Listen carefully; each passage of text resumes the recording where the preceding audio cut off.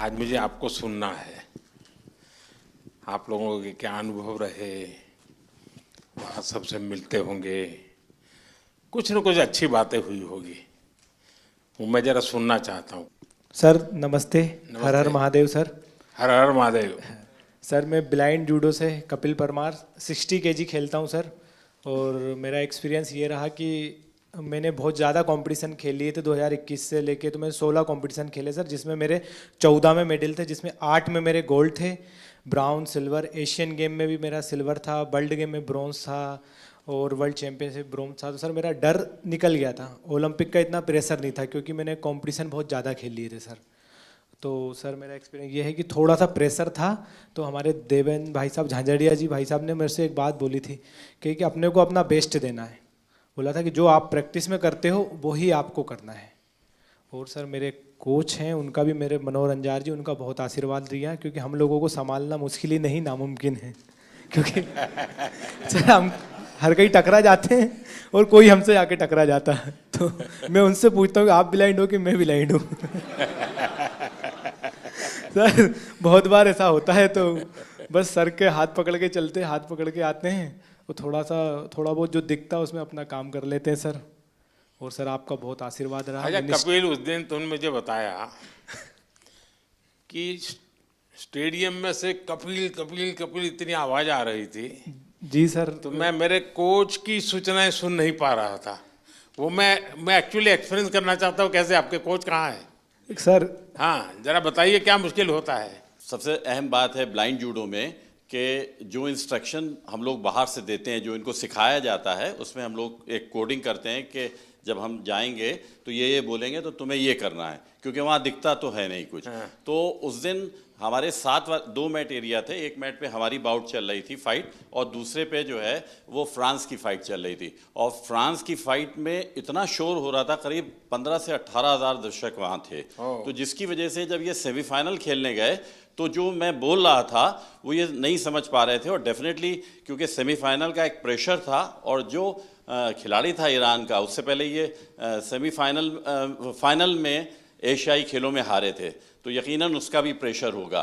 तो इस वजह से ये उस दिन हमें भारत के लिए गोल्ड मेडल नहीं ला पाया। तो सामने का जो कोच होगा वो भी अपने प्लेयर को इसी प्रकार से सूचना करता होगा? जी जी, वो भी, अब ये डिपेंड करता है कोच टू कोच कि वो, जैसे हमारा इनका टाइप, जो भी हमारे कोचेज और जो खिलाड़ी, उनके साथ ये है कि हम लोग ये देखते हैं कि कौन किस तरीके से सिखाता है, तो हम डिफरेंट उसकी जो है सोच में मतलब कोच को भी औरों से अपने आप को अलग सीक्रेट रखना पड़ता है। बिल्कुल बिल्कुल। अच्छा। क्योंकि वही चीज़ हम कहेंगे वो कहेगा तो फिर नहीं समझ पाएगा। अच्छा, आपको अगर इसको कहना है कपिल को जी कि कपिल बाएं ओर से ठोको, तो क्या बोलेंगे?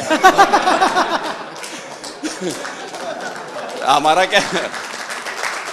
कहना ये होता है सर, ऐसा ही होता है ना सर। हम बोलते हैं कि हम मार दे, तो मैं सर अटैक तो करता हूँ, कभी खाली चला जाता तो वापस खड़ा हो लेकिन जाता। टेक्निक का नाम बताते हैं। जो पोजीशन आगे पीछे पाँव की दिखती है, तो वो टेक्निक का नाम जो इनको सिखाया होता है वो बताते हैं, तो फिर ये वो अप्लाई करते हैं। क्योंकि कहाँ पर ऑफ बैलेंसिंग हो रही है, आगे हो रही है, पीछे हो रही है, तो वो टेक्निक बताते हैं। तो आप सामने वाले की पोजीशन भी बताते होंगे? जी जी जी बिल्कुल। उसके जो मूवमेंट होते हैं, जैसे उसने आगे किया, वेट उसका आगे जा रहा है, तो हम आगे वाली टेक्निक उसको मार सकते हैं। ऐसे ही अगर उसने पीछे वेट किया या पीछे मूव कर रहा है, तो पीछे वाली टेक्निक बताते हैं, और जिससे कि हम उसके पॉइंट लेते हैं। आप जब वहाँ बैठे होते हैं तो आपके भी हाथ पैर हिलते होंगे? बहुत ज़्यादा। बस नहीं चलता कि हम लोग भी मैट पे चले जाएं ऐसे कोच। सर ऐसा हो रहा था कि सेमीफाइनल में जो रेफरी थे, जो मेरे हाथ पकड़ के ले जा रहे थे, उनके हाथ खुद धूज रहे थे। क्योंकि बड़े मैच में उनको भी डिसीजन गलत दे दिया, जैसे तो थर्ड एम्पायर रहता है पूरा, उसके बाद ही बताया जाता है, पर मेरा डिसीजन बहुत जल्दी दे दिया था रोल करके। वो मेरी भी गलती रही कुछ, सेमीफाइनल में मैं दब गया। पर नेक्स्ट टाइम मैं सर आपसे वादा करता हूँ 2028 बहुत में। अच्छा कर रहे हो, बहुत अच्छा कर रहे हो, बहुत बधाई हो। Thank you sir, thank you so much. जय हिंद सर। मैं एक सोल्जर हूँ और मेरी वाइफ है सिमरन शर्मा, और एक मेरे पास प्रीति है। मैं एथलेटिक का एक कोच हूँ, पैरा एथलेटिक का। तो मेरे 2 एथलीट है, दोनों 100 और 200 मीटर करते हैं। और फर्स्ट टाइम जो एथलेटिक में ट्रैक में मेडल आया है सर, मेरे ही एथलीट लेकर आए हैं अभी, और 3 मेडल आए हैं। हमारा काफ़ी वहाँ पे सीखने को मिला सर। जैसे कि वहाँ पे हमारा 100 मीटर में एक इवेंट में मतलब 2 मेडल आ गए, तो 2 मेडल, एक ही रूम में 2 एथलीट हैं 100 मीटर के, दोनों के दोनों पहली बार खेलने जा रहे हैं, देश के लिए पहली बार मेडल जीतने के लिए जा रहे हैं ट्रैक में। तो जब 2 मेडल एक रूम में रखे हों और दूसरे खिलाड़ी का भी इवेंट भी नहीं हुआ हो, तो उस प्रेशर को मैं as a coach, as a husband, मैं कैसा फील कर रहा हूँ, मैं उसको समझ रहा हूँ। दूसरा एथलीट जो है उसका गेम भी नहीं हुआ और उसमें 2 मेडल रखे हैं, हाई प्रेशर है वो कि भाई मेरा तो मेडल भी नहीं आया, उसके 2 मेडल आ चुके हैं। तो उसको उससे बाहर निकालने के लिए बार बार उसको मुझे एंगेज करना पड़ रहा था, बहुत बिजी रखना पड़ रहा था पूरे दिन। तो वहाँ से बहुत कुछ सीखने को मिला। हम 100 मीटर में हार गए सर। अच्छा, वहाँ तो तुमने दिन निकाल दिए, अब घर में क्या होगा तेरा? है सिमरन? सर ये जितना अच्छा बन के दिखा रहा है इतना है नहीं। मैं जब हम यहाँ पे आए थे तो यहाँ से जाने से पहले बात हुई थी, एक्चुअली हम दोनों में ये बात होती थी कि ट्रैक को पहला मेडल कौन देगा। तो फिर जब इवेंट लिस्ट आई तो उसमें पता चला प्रीति का इवेंट पहले है, तो हम श्योर हो गए थे कि पहला मेडल तो यही देगी। तो जब हम यहाँ पे आए तो उससे पहले ये गज्जू मतलब ये कोच बोल रहे थे कि तुम्हें 1 महीने का रेस्ट दिया जाएगा। फिर उसके बाद जब अभी हम यहाँ पे आए, अभी हम सुबह ही बात चल रही थी, तो सुबह मेरे से बोल रहे थे कि एक वीक का रेस्ट मिलेगा और उससे ज़्यादा का नहीं मिलेगा। तो मैंने बोला क्यों नहीं मिलेगा, तो बोल रहे ब्रॉन्ज मेडल पे इतना ही मिलता है।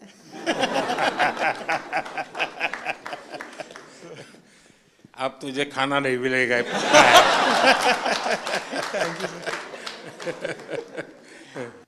ये मेरा तीसरा पैरालंपिक था।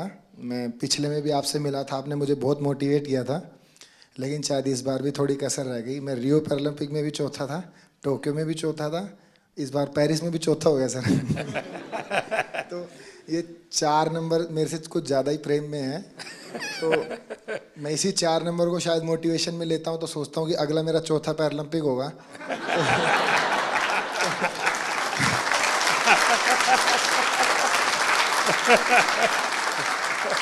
तो शायद चौथे में मैं कुछ करूं।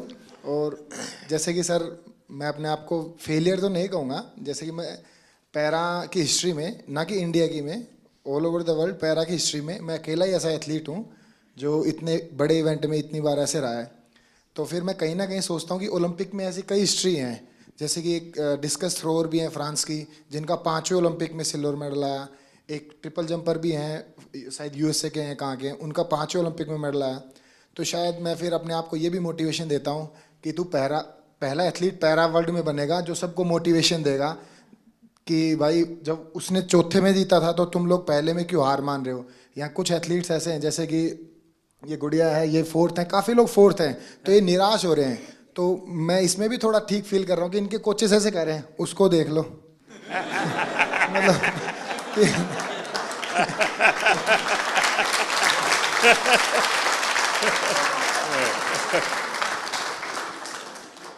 देखिए, मैं समझता हूँ कि आपका ये जो जीवन की तरफ देखने का दृष्टिकोण है ना, वो शायद आपकी सबसे बड़ी ताकत है। अब तो एक नया लॉजिक निकालो कि मैंने दुनिया को इतना दिया है कि मेरे रहते हुए अब तक 9 लोगों को आगे किया है मैंने, चौथे पर रह करके। सर कोई बात नहीं, मतलब अभी समय नहीं है, बट इस बार जो रहा है वो शिष्यों का समय रहा है। हम 3 एथलीट हैं ऐसे जो अपने शिष्यों को सपोर्ट कर रहे हैं। तो देवेंद्र भाई साहब हैं, इनके शिष्य का गोल्ड आया है, और एक और है सोमन राणा है, उनके शिष्य का ब्रॉन्ज आया है। और मैं नवदीप का कोच नहीं हूँ, बट मैं नवदीप का गुरु हूँ। इसको मतलब जेवलिन स्टार्ट से लेके आज तक की जर्नी ऐसे बड़े भाई गुरु के तौर पे रहा है। तो इस बार मैंने नवदीप को दे दिया कि इस बार तू ले जा, लेकिन अगली बार सर जरूर पूरा प्रॉमिस करता हूँ मेरा रहेगा। और सर बीते 3 ओलंपिक जितने भी पैरालंपिक मैंने देखे हैं उसमें मैंने ये फील किया है कि जैसे कि सभी लोग बात करते हैं ये कंट्री इतनी बड़ी है तो एक्सपेक्टेशंस पहले लेके जाते हैं, बहुत तगड़े गेम्स होंगे, बहुत तगड़े गेम्स होंगे। लेकिन सर मुझे ऐसा बिलीव है अगर इंडिया 2036 का ओलंपिक पैरालंपिक करवाती है तो मुझे नहीं लगता धरती का उससे तगड़ा इवेंट कहीं पे हुआ होगा। तो सर हम उसमें पूरी कोशिश करेंगे कि बुढ़ापे में भी देवेंद्र भाई साहब को एक आइडल मानते हुए अपने 8 गोडों को बचाते हुए उसमें कोशिश करेंगे उसमें भी खेल पाए। नहीं, आपका जीवन के तरफ देखने का एक दृष्टिकोण है, ये अपने आप में बहुत ही इंस्पायर करने वाला है कि भाई मैं आगे भी कुछ करूंगा और करके रहूंगा। मैं आपको बधाई देता हूं। Thank you sir. नमस्कार जी। मैं मेंटल कोच हूँ राधिका सिंह, शूटिंग टीम के साथ। और आप कह रहे थे कि अपना हमारा एक्सपीरियंस शेयर करें। सबसे ज़्यादा ज़रूरी है एक ग्रुप की मोहब्बत एक दूसरे के लिए। तो शूटिंग टीम में कोई एक दूसरे से compete नहीं कर रहा है, सब अपने आप से compete कर रहे हैं, तो वो आगे बढ़ रहे हैं। और जितनी भी उनकी क्षमता है, जितनी भी उनकी तैयारी है, उसके आगे वो अपनी वीकनेस नहीं देते, स्ट्रेंथ नहीं देख रहे, वो अपनी स्पोर्ट के लिए मोहब्बत देख रहे हैं। तो ये बहुत बड़ी बात है कि हमारी टीम बहुत जुड़ी हुई रही। और ऑल्दो मैं एक ही इवेंट के लिए 2 बच्चों को तैयार कर रही थी, कोई कंपेटिटिवनेस नहीं था उनमें। तो ये बहुत बड़ी ताकत है कि हम आपस में मोहब्बत से आगे बढ़ें, और वो मोहब्बत स्पोर्ट में दिखती है। सर नहीं, आप ये मेंटल हेल्थ को करती हैं तो उसमें क्या क्या करती हैं? सर, जो सबकॉन्शियस माइंड है, 90% जो दिमाग होता है, उसमें कोई कमज़ोरियां हैं तो उनको चेंज करना, और जो आपकी स्ट्रेंथ है उनको आगे लाना, अपनी पर्सनालिटी से जोड़ना और अपने आप को आगे लेके जाना। नहीं, कोई इन लोगों का योगा का संबंध, कोई मेडिटेशन का संबंध, सर ऐसे कोई स्पेसिफिक ट्रेनिंग वगैरह आप लोग ने योगा भी हैं हमारे टीम में, एक योगा भी कराते थे। तो रोज़ सुबह मेडिटेशन होती थी, रोज़ शाम को जो भी सीखते थे बच्चे वो रोज़ दोहराते थे, मतलब रोज़ मेंटल ट्रेनिंग करते थे अपनी। तो वो टाइम उनका रेंज पे प्रैक्टिस, उनका योगा से प्रैक्टिस, मतलब टीम में बहुत ऑर्डर रहा सर। तो दुनिया के बहुत देशों के स्टूडेंट्स खिलाड़ी होंगे जो योगा मेडिटेशन नहीं जानते होंगे जी। तो हमारे लोगों का क्वालिटी में क्या फ़र्क पड़ता है? जी, बहुत फ़र्क पड़ता है, बिकॉज आप अपने अंदर के दिमाग को जब कंट्रोल ले आओ तो आप अपनी गेम को बहुत आगे लेके जा सकते हो। तो ये आपने भी बहुत बहुत अच्छा किया है कि योगा हमारे कंट्री में बहुत बढ़ाई है। और आई थिंक स्कूल्स में सर इसको आप सब्जेक्ट बनाएं, बिकॉज इसमें जो साइंस में जो शक्ति है वो किसी और चीज़ में नहीं। बधाई हो। Thank you sir. और कोई? हाँ, पहले तो बहुत बड़ी खुशी की बात कि कपिल ने ना ही पैरा जूडो में जबकि एबल जूडो में भी पहला भारत को मेडल दिया है। अब तक एबल या पैरा जूडो में कोई मेडल नहीं था। और कपिल के नाम एक और हिस्ट्री है कि visually impaired in any game का पहला मेडल भी कपिल ने इंडिया को दिया है। सो हम सब लोग को उसकी बधाई। हमारे जो जूडो के टॉप शॉट्स हैं वर्ल्ड के, उन सब लोगों ने पर्सनली पोडियम से उतर के आके हम लोग को कंग्रेचुलेट किया, बोले we didn't expect such a quick uprise in para judo, so hats off to you guys. And sir वो हम लोग अकेले नहीं कर सकते थे, साई OGQ ये फिनोमिनल सपोर्ट हम लोग को मिला है, and of course the government of India, I mean needless to say. तो sir thank you so much. And जितने और कोचेज़ हैं UK USA, जो हम लोग के अच्छे फ्रेंड्स हैं, कोरिया, वो सब लोग आए, बोले we knew you were going up ahead but we didn't realise it's gonna be so soon. So we felt very proud and thank you to the entire team that is backing us up. Thank you so much sir. बहुत बहुत बधाई। मैं संदीप चौधरी जी के लिए बात कहूँगा। गिरते हैं शायद सवार ही मैदान जंग में, तिफल क्या जो घुटनों के बल चलते हैं। तो ये आपने सबको ये बताया जो घुड़सवार होता है वही गिर सकता है, बच्चे कभी नहीं गिरते। तो मेरा आपके लिए बहुत बड़ी और सर मैं हरविंदर के लिए बताऊंगा। शीतल हरविंदर, मैं आर्चरी से हूँ। तो जैसे मैडम ने बताया कि जूडो में हरविंदर का पहला आर्चरी एबल और पैरालंपिक में फर्स्ट मेडलिस्ट है, टोक्यो में ब्रॉन्ज, और अभी हिस्ट्री में फर्स्ट इसका मेडल है जो एबल के बराबर शूट करके है, 28, 28, 29। लास्ट एरो आपने देखा होगा सर, बिल्कुल क्लोज टू था। अगर वो 10 लगता तो हम किम वूजिन और अपना ब्रैडी एलिसन के बराबर शूट कर देते। नमस्ते सर, मेरा नाम अमीशा है और मैं उत्तराखंड से हूँ। ये मेरा पहला पैरालंपिक था और मैं बहुत ग्रेटफुल हूँ कि मुझे 2 साल में मैंने अपना गेम स्टार्ट किया है, 2 साल ही हुए हैं, और 2 साल में मैंने लाइफ में इतना बड़ा एक्सपीरियंस लिया, मुझे बहुत ज़्यादा कुछ सीखने को मिला। And thank you to my coach जिन्होंने मुझे कॉन्फिडेंस दिया कि मैं कर सकती हूँ, क्योंकि मैं बहुत डरी हुई थी। तो आपने कहा था कि वहाँ लोगों को ऑब्जर्व करना, उनसे सीखना। लोग डरते होंगे। हाँ, पहले आप डर रही थी, अब लोग डरते होंगे। तो आपने कहा था कि लोगों को ऑब्जर्व वगैरह करना है, तो मैंने वो भी बहुत किया और बहुत कुछ सीखने को मिला है। परिवार में से क्या रिस्पॉन्स है अब? परिवार के, तुम्हारे फैमिली के लोग क्या कहते हैं? अब तो फैमिली बहुत खुश है, और वो पहले से ही सपोर्ट करती थी, लेकिन अब और ज़्यादा सपोर्ट और ज़्यादा दे रहे हैं। नमस्ते सर, मेरा नाम सुमित अंतिल है और मैं back to back second gold medal है सर मेरा।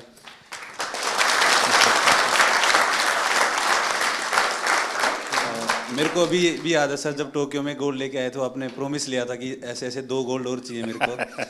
तो ये दूसरा सर आपके लिए है, क्योंकि उसके बाद में जैसे जब पैरालंपिक से पहले हम काफ़ी नर्वस थे, क्योंकि मैं आर्टिकल्स पढ़ रहा था कि हर तरफ मोस्ट फेवरेट एथलीट जो गोल्ड मेडल को डिफेंड करेगा, तो कुछ नाम आ रहे थे सर, उसमें मेरा भी नाम था।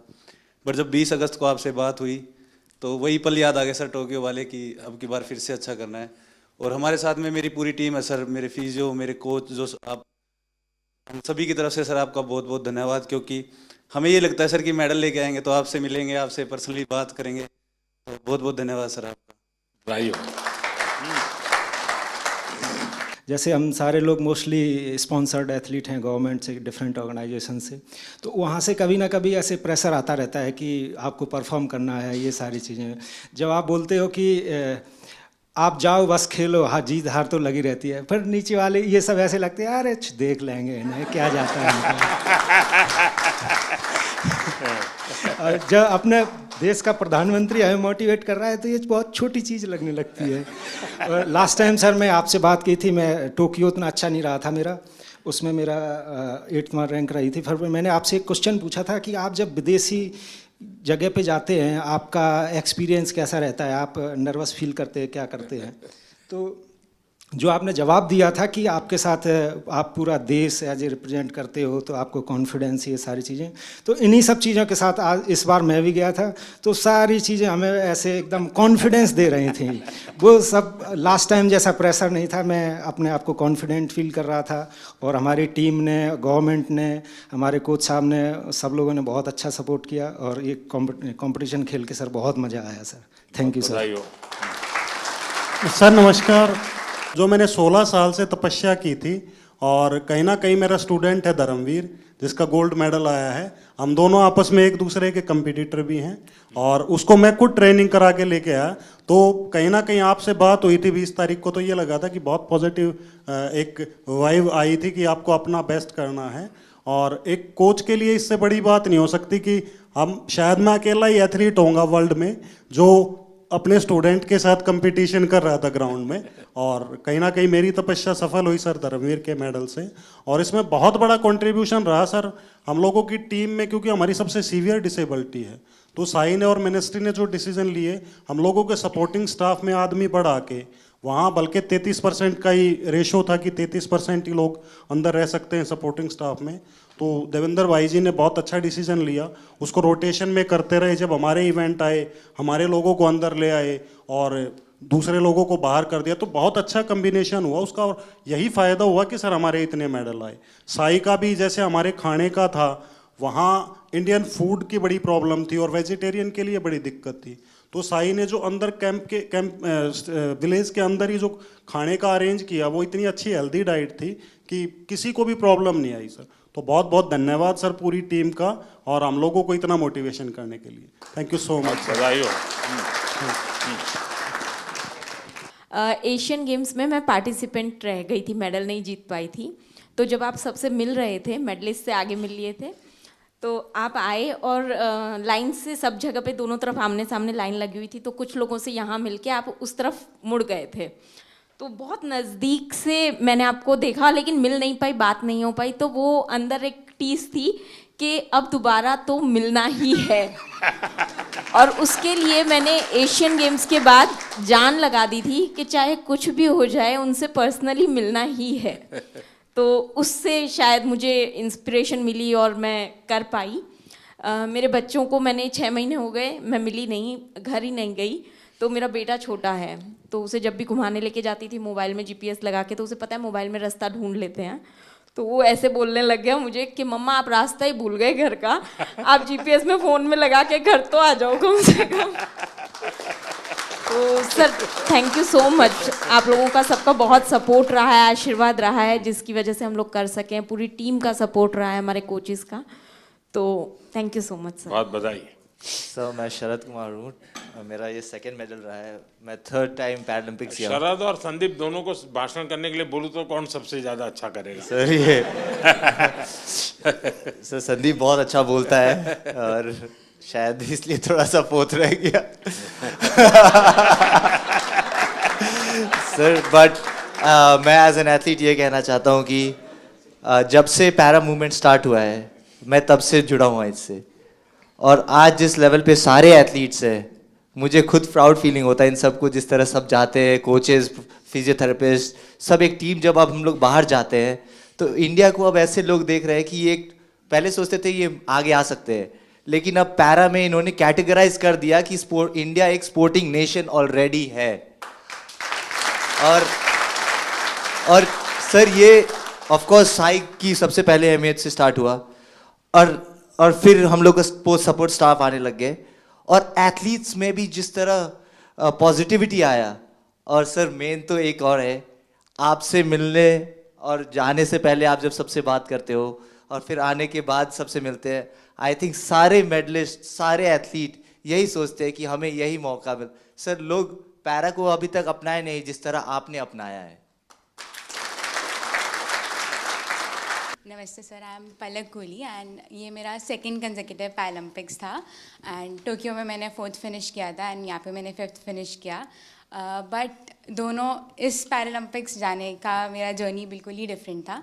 मेरे को आफ्टर टोक्यो पैरालंपिक्स 2022 में सर बोन ट्यूमर हो गया था और स्टेज 1 कैंसर हो गया था। एंड नियर टू 1.5 ईयर मैंने कोई भी कम्पीट नहीं किया, कोई टूर्नामेंट कुछ भी नहीं किया। एंड लास्ट ईयर मैंने 2023 में कम बैक किया।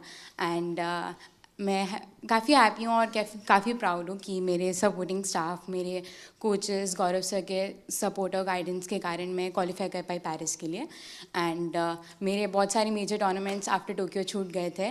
वर्ल्ड चैम्पियनशिप्स बिकॉज मेरे को वॉक ओवर देना पड़ा, एशियन गेम्स में मुझे कोविड हो गया था। इस ईयर मैंने वर्ल्ड चैम्पियनशिप क्वालिफाई किया और मैंने ब्रॉन्ज मेडल जीता। एंड फिर मैंने पेरिस के लिए क्वालिफाई किया बैक टू बैक। मेरा वर्ल्ड रैंक एकदम 38 लास्ट हो गया था बिकॉज मैंने टूर्नामेंट्स नहीं खेले थे। एंड अगेन से मैंने अपने आप को टॉप 4 वर्ल्ड नंबर 4 में आई और मैंने पेरिस के लिए क्वालिफाई किया। थोड़ा डिसअपॉइंटिंग है कि मैं मेडल नहीं जीत पाई, बट आपकी ब्लेसिंग्स और सबके साथ I think I am looking forward for LA 28 and definitely sir I like to have a picture on the podium with you sir. Thank you sir. Palak, पिछली बार तो तुम लखनऊ में तुम्हारी ट्रेनिंग होती Yes, sir. Yes, sir. तुम्हारे mummy papa से भी मेरी बात हुई थी। Yes sir, yes sir, Tokyo जाने से पहले। इस बार क्या मूड है? सर अब मैं लखनऊ में गौरव सर यहाँ पर है, सर के अंडर ही ट्रेनिंग कर रही हूँ और मैंने उन्हीं के गाइडेंस में मेरे को पैरा बैडमिंटन पता चला था। एंड घर में जब मुझे बोन ट्यूमर हो गया था तो काफ़ी सारे लोग बोल रहे थे कि पलक का तो करियर ख़त्म स्पोर्ट्स में एंड ऑल। एंड डॉक्टर्स ने बताया था कि अब हम कुछ एश्योरिटी नहीं दे सकते, आप नॉर्मल लाइफस्टाइल भी हो पाओगे कि नहीं। एंड उसके बाद सर काफ़ी कॉम्प्लिकेशंस रहे। मेरे को एक डिसेबिलिटी मेरे हाथ में ऑलरेडी था और मेरे को ट्यूमर के बाद मेरे लेग में भी डिसेबिलिटी हो गया, जिससे मेरे दोनों लेग लेंथ में भी डिफरेंसेस आ गए और भी कॉम्प्लिकेशंस आ गए। तो मेरी फैमिली हमेशा मुझे खुश देखना चाहती है और उनकी ब्लेसिंग्स हैं मेरे साथ and they want me to be happy. तो उनका बस ये कंसर्न है कि मेरे को हिम्मत नहीं हारनी। देख आप पलक, तुम्हारा केस ऐसा है कि तुम बहुत लोगों को इंस्पायर कर सकती हो इसे, क्योंकि इतनी कठिनाइयों के बाद और चलिए ट्रैक पर गाड़ी आई, ज़िंदगी बनाई, बीच में रुकावट आ गई और बीच में नई समस्या आई और फिर भी तूने अपना मकसद नहीं छोड़ा। ये बहुत बड़ी बात है, बहुत बधाई हो आपको। Thank you so much. नमस्ते सर, मैं राजस्थान बीकानेर से आया हूँ। श्याम सुंदर स्वामी नाम है, पैरा आर्चरी से हूँ। सर हमारे बीकानेर में कन्नी सिंह राजा वो 5 बार ओलंपिक खेल के आए थे। हम देवेंद्र भैया से हम बहुत क्योंकि 40 साल के बाद मैं एक टोक्यो ओलंपिक में पार्टिसिपेट करके आया था, तो भैया को देखा था कि भाई ये गेम होता है ऐसे, तो मैं भी फिर पैरा में आया। मैं सर पहले एबल खेलता था, 2016 में मेरे को पता चला कि भाई पैरा का भी कुछ है, क्योंकि भैया का अखबार में फ़ोटो आया था बहुत बड़ा। तो भैया से सीख के और फिर मैं 40 साल के बाद टोक्यो ओलंपिक पार्टिसिपेट करके आया था सर। इस बार सर मुझे बहुत कुछ सीखने को मिला, खास करके जो मेरी ही कैटेगरी के गोल्ड मेडलिस्ट SL3 के हैं नितेश कुमार जी, इनसे सीखने को मिला। सर पूरे लाइफ में जिनसे वो जीते, एक बार भी उनसे मैच इससे पहले नहीं जीते थे और उनकी वजह से, जबकि मैं उनको हरा चुका हूँ और मुझे उनसे सीखने को मिला है कि अगर वो कर सकते हैं तो मैं ज़रूर उनको दोबारा हरा सकता हूँ और इवन पूरे वर्ल्ड में सबको हरा सकता हूँ। Thank you sir. मेरा नाम डॉक्टर सत्यपाल है और मैं पैरा एथलेटिक्स का कोच हूँ। शायद ही यहाँ पे कोई कोच होगा जो मेरे से पहले पैरा एथलीट्स को ट्रेनिंग करा रहा होगा। मैंने 2005-06 में पैरा एथलीट्स को ट्रेनिंग कराना शुरू किया। तो जब कैसे विचार आया आपको ये? सर, मैं नेहरू स्टेडियम में ट्रेनिंग कराने जाता था तो एक दो एथलीट्स वहाँ पे जिनकी लिम्ब डिफिशियंसी थी वो आते थे, तो मैंने उनको देखा, पढ़ा, फिर देवेंद्र जी के बारे में सुना कि उन्होंने 2004 एथेंस ओलंपिक में गोल्ड मेडल जीता था। तब मैंने इसके बारे में स्टडी किया और मैंने स्टार्ट किया थोड़ा थोड़ा करना। तो सभी कोचिस नेहरू स्टेडियम में मुझे बड़ी अजीब नज़रों से देखते थे कि मैं दीपा मलिक जी की चेयर को पुश करके जाता हूँ, किसी पैरा एथलीट को ट्रेनिंग करा कर जाता हूँ, अंकुर धामा का हाथ पकड़ के उसको नेहरू स्टेडियम में घुमाता हूँ। तो सोचते थे कि मैं अपना टाइम ख़राब कर रहा हूँ। आज वही पैरा एथलीट्स, वही कोचेस जो मुझे क्रिटिसाइज करते थे, आज वो सब पैरा एथलीट्स को ट्रेनिंग कराना चाहते हैं। ये मेरे दिल से बोल रहा हूँ कि मैंने इस फील्ड में काम किया है, मैं बहुत खुश हूँ और आने वाले टाइम में मैं आपसे प्रॉमिस करता हूँ ये 29 नहीं, मैं 50 के मेडल का यहाँ से प्रॉमिस करके जाता हूँ कि हम सब इतना काम करेंगे, हम 50 मेडल लेते हैं। Thank you sir. देखिए साथियों, ये बात सही है कि हर खेल में जो सपोर्ट स्टाफ होता है या कोचिंग करने वाले लोग होते हैं, बहुत मेहनत करनी पड़े हर क्षेत्र में। लेकिन दिव्यांगों के साथ काम करना, उनको सिखाने से पहले खुद को उस जिंदगी को जीने के लिए मन से तैयार करना पड़ता है, खुद को उस पोजीशन में रखना पड़ता है। कौन सी उसकी दिक्कतें हैं उसको खुद के जीवन में आत्मसात करना पड़ता है, तब जाके कह सकते, वरना मैं तो रूटीन में कह दूंगा यार दौड़ो, अरे वो कभी मैं नहीं दौड़ सकता, वो कोच समझ सकता है ये नहीं दौड़ सकता, उसके लिए तरीका ये होना चाहिए। और इसलिए मैं मानता हूँ कि जो पैरा एथलीट्स को जो ट्रेन करते हैं वो कोचिज एक्स्ट्रा ऑर्डिनरी होते हैं, उनके अंदर एक्स्ट्रा ऑर्डिनरी ताकत होती है जी, और इसको बहुत कम लोग समझ पाएंगे। मैं भली भांति समझता हूँ और मैंने कई बार जब फ़ोन पे भी सबसे बात करने का मौका मिलता है तो मैं इस बात का जिक्र करता हूँ, क्योंकि जो सामान्य है उसको सिर्फ टेक्निक सिखानी होती है, इसको तो जीना भी सिखाना होता है जी।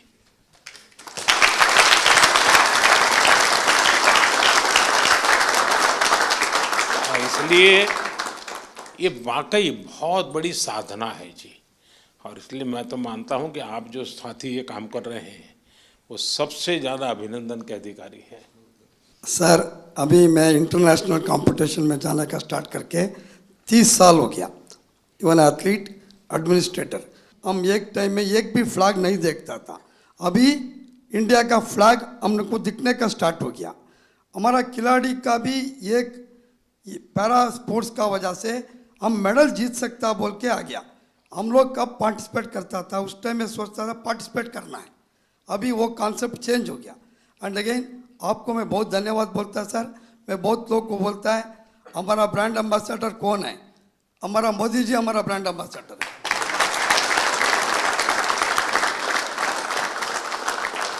And again sir, India able body में भी हम अच्छा मेडल लेके आ सकता है, इसलिए मैं ईस्ट जर्मनी में था, केन्या में भी था। इंडिया में आजकल वेरी गुड फैसिलिटीज है, वो ठीक से यूज़ करना है। फिजिकल एजुकेशन टीचर को एक्टिव कर दिया तो 100% हम अच्छा मेडल लेगा sir. Thank you sir. Sir, मेरा नाम निशाद कुमार है और मैं T47 हाई जंप से हूँ और मैंने बैक टू बैक पैरालंपिक्स में सिल्वर मेडल जीता है। सर, मैं अपना एक्सपीरियंस शेयर करना चाहता हूँ कि जब मैंने हम टोक्यो के लिए टीम वहाँ पहुँची थी तो वहाँ कोविड था, तो उस टाइम ऑडियंस के बगैर हमने कॉम्पीट किया था। तो अभी हम पैरालंपिक्स में पेरिस में खेले तो वहाँ पर एकदम पूरा स्टेडियम भरा हुआ था। तो जिस दिन मैं कम्पीट कर रहा था पूरी ऑडियंस इंडिया नाम से चला रही थी, तो वो बहुत हमें मोटिवेट मिला, उससे पुश मिला अपनी परफॉर्मेंस को और मेडल डिफेंड करने के लिए। और अगले दिन मेरी मेडल सेरेमनी थी और वहाँ पर मेडल के बाद मैं अपने दूसरे टीम मेंबर्स को हाई जंप में सपोर्ट करने के लिए पहुंचा, तो मेडल मेरे गले में था और उस टाइम फ्रेंच फैमिली मेरे को देख रही थी कि कल हम इस खिलाड़ी को सपोर्ट कर रहे थे, वो आज ये हमारे बीच में बैठा है। और ये काफ़ी टाइम से वो मुझे देख रही थी कि हमें कब मौका मिले इस खिलाड़ी के साथ फ़ोटो लेने का। तो जैसे ही कंपटीशन ख़त्म हुआ तो मैंने अपनी फ़ोटो के लिए मैं नीचे गया फ़ोटो के लिए, और उन्होंने मुझसे फ़ोटो मांगी। तो उनके बच्चे थे साथ में छोटे छोटे, तो मैंने उनके साथ फ़ोटो ली और उनके हाथ में, बच्चों के हाथ में मेडल दिया। वो आई थिंक 6 से 7 साल के होंगे। तो वो बच्चे मतलब एकदम मायूस से हो गए कि मेडल हमें देखने को मिल रहा है, कल हम इस खिलाड़ी के लिए चेयर अप कर रहे थे और आज हमारे बीच में खड़े हैं और फ़ोटो ले रहे हैं हमारे को। तो उनकी मम्मी ने मेरे को बोला कि हमारा यहाँ पेरिस में आना कंपटीशन देखना, ये सक्सेसफुल होगा कि आप हमारे बीच में हमारे बच्चों के साथ फ़ोटो ले रहे हो और उनको ऑटोग्राफ दिया आपने। तो वो फैमिली पूरी खुश होगी। तो ये मेरा एक्सपीरियंस है सर, जो मतलब बहुत बढ़िया। Thank you sir. नमस्कार सर, मेरा नाम योगेश कथुनिया। मैं सिल्वर मेडलिस्ट हूँ 2 बार। तो मैं अपना एक्सपीरियंस सर एक चीज़ शेयर करना चाहता हूँ। एक्सपीरियंस नहीं है, वो है कंसिस्टेंसी। वो कंसिस्टेंसी सर आपकी वजह से आई है, क्योंकि आपने जो डिफरेंट स्कीम्स इंडिया में लॉन्च करी है, चाहे वो टॉप स्कीम्स हो, खेलो इंडिया स्कीम्स हो, NCOEs हो, वो सर आपकी वजह से है कि आज हम सारे 29 मेडल्स लेके आए हैं। और सर मैं एक चीज़ और कहना चाहूँगा, बाकी लोगों के लिए आप PM का मतलब होता है कि प्राइम मिनिस्टर, और हम सब के लिए आप PM का मतलब है परम मित्र। वाह, मुझे ये पद आपने दिया, बहुत अच्छा लगा। मैं भी चाहता हूं जी, सच्चे अर्थ में एक मित्र के रूप में आपके साथ काम करता रहूं। सर मेरा नाम नवदीप है सर। मैं इस बार जिनकी रील सबसे ज्यादा पॉपुलर हुई,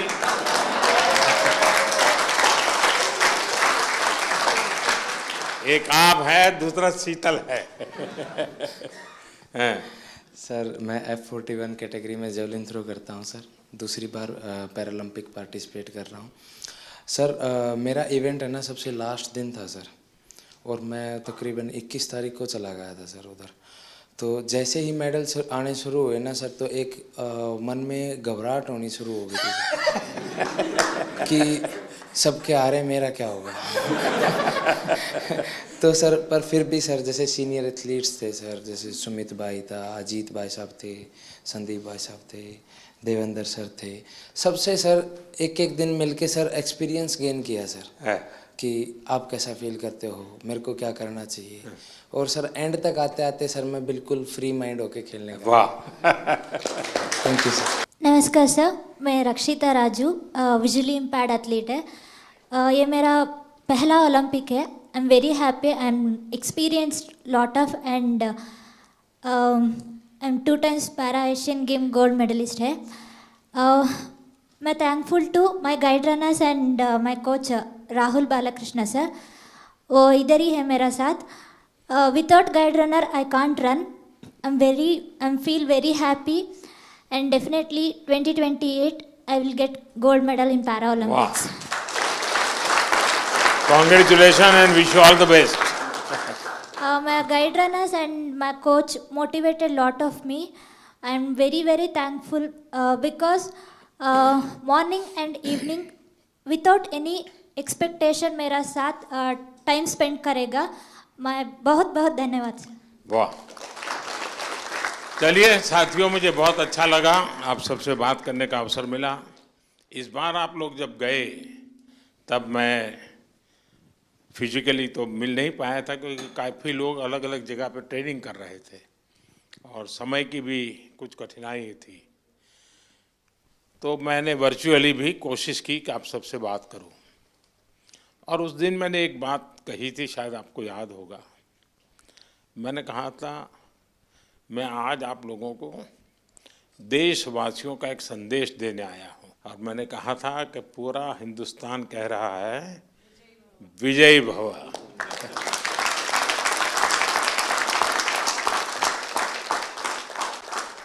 आपने देशवासियों की जो भावना थी ना, उसको बराबर मन में ले लिया कि नहीं, देश चाहता है हम करेंगे।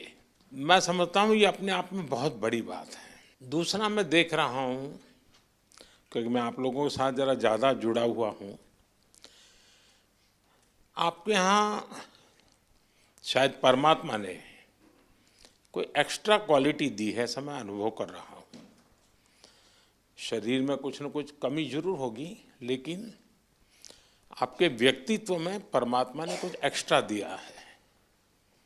और वो मैं देख रहा हूँ कि आपने शायद व्यक्तिगत जीवन में इतनी कमियों से गुजारा किया है, उसको संघर्ष किया है, खुद की सहज वो ट्रेनिंग भी हुई है। किसी समय आपने लोगों का उपहास भी सहन किया होगा, मजाक करते हुए भी आपके कान पर कभी कुछ पड़ा होगा। हर प्रकार की मुसीबतों से आप गुजरे हुए लोग हैं, और इसके कारण मैं देख रहा हूं कि खेल में जय पराजय का कोई प्रभाव आपके मन पर नहीं है। ये बहुत बड़ी बात है जी, वरना पराजित व्यक्ति, यानी मान लीजिए मेडल नहीं मिला तो एक तो उसको बोझ होता है, अरे मैं तो गया। आप में से किसी को वो बोझ नहीं है। ये बहुत बड़ी जीवन की सिद्धि है जी, और वही आपको आगे ले जाने की ताकत देती है। और इसलिए मैं मानता हूँ कि मैं चाहता हूँ कि इस खेल में और लोग आए, अधिक मेडल आए, वो तो बात अच्छी है, होना भी चाहिए। लेकिन मैं आप लोगों के माध्यम से देश में एक कल्चर पैदा करना चाहता हूं। वो कल्चर ये है कि देश के हर नागरिक को समाज में जिनके जीवन में इस प्रकार की कठिनाई है, जो हमारे दिव्यांग जन है, उनकी तरफ देखने का दृष्टिकोण बदले। वे उनके प्रति सम्मान के भाव से देखे, दया भाव से नहीं, वो हमें मंजूर नहीं है। दया भाव नहीं चाहिए, सम्मान से देखे, मैं तुमसे कम नहीं हूं। ये मिजाज मुझे देश में पैदा करना है, और मेरे दिव्यांग भाई बहनों में भी मुझे वो मिजाज पैदा कर। वो खेलते हो न खेलते हो अलग बात है, उन्हें निराश होने की जरूरत नहीं है। तो बाकी ओलंपिक्स के खिलाड़ी और बाकी विजेताओं से ज्यादा मेरे लिए आपका खेलना, आपका देश के लिए वहां जाना, वहां जाने के लिए अनेक वर्षों तक सुबह 4 बजे 5 बजे उठ करके पसीना बहाना, ये मेहनत कभी भी बेकार नहीं जाएगी, मैं आपको विश्वास देता हूं।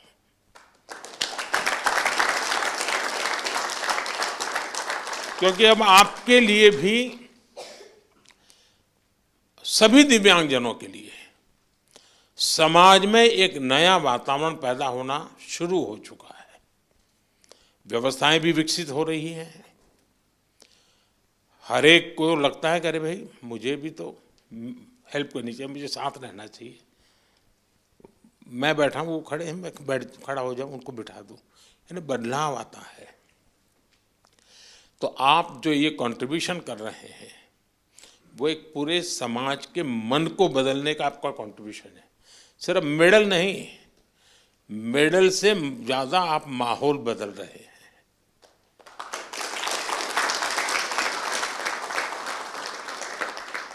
हर दिव्यांग जन के मन में आप एक विश्वास पैदा कर रहे हैं कि हम भी कुछ कम नहीं है।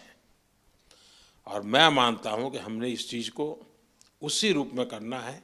आखिरकार मेडल की संख्या, आजकल तो युग ही ऐसा है कि इन चीजों को काउंट किया ही जाता है। लेकिन 140 करोड़ का देश आज जिस जज्बे के साथ खड़ा हुआ है, खेलने के लिए नहीं, जीतने के लिए जा रहे हैं। मैं एक पार्टिसिपेंट हूं ऐसा नहीं है, मैं एक परफॉर्मर हूं। ये जो मिजाज है ना, वो देश की ताकत बनता है, और आप देश की उस ताकत में नई ऊर्जा भरते हैं। तो मेरी तरफ से आप सबको बहुत बहुत बधाई। सबका मूड देख करके मुझे अच्छा लगा।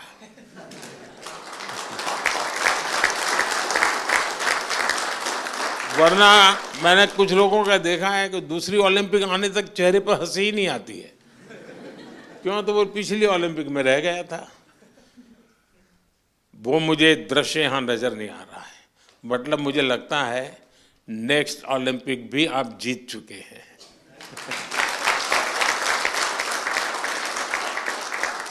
ये आपके आंखों से मैं पढ़ पा रहा हूँ, आपके अंदर जो विश्वास वो मैं देख पा रहा हूँ। तो साथियों, मेरी तरफ से बहुत शुभकामनाएं हैं, बहुत बधाई, धन्यवाद।